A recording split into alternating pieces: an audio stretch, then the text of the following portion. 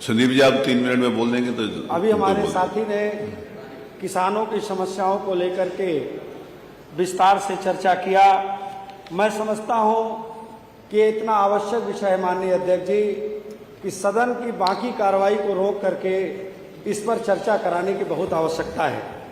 क्योंकि आज एक तरफ तो सरकार कहती है कि हम किसानों की आमदनी दोगुना करना चाहते हैं, वहीं पर किसान, जिस प्रदेश का किसान खेती करने से डरने लगे, मैं समझता हूं उस प्रदेश से उससे ज्यादा बदहाली कोई स्थिति नहीं हो सकती।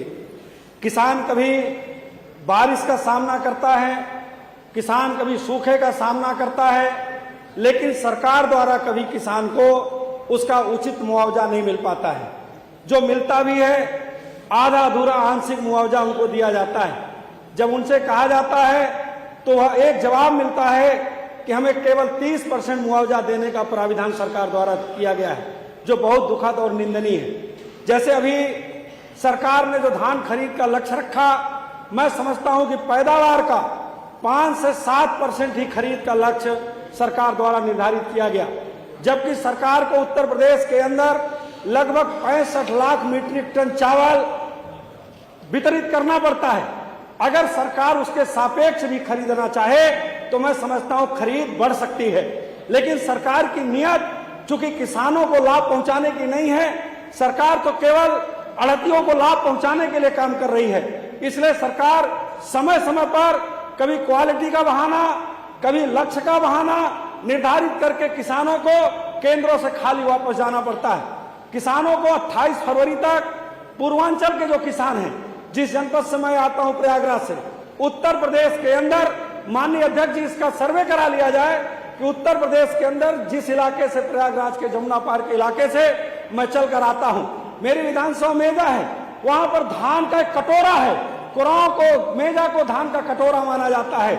वहां पर धान को बेचने के लिए किसान लाइन लगा खड़ा है, लेकिन विगत 10 दिनों से क्रय केंद्र बंद हैं। 10 दिनों से क्रय केंद्र बंद कर दिए गए। किसान कहता मेरी धान ले लिया जाए तो कहते हैं लक्ष्य पूरा हो गया है।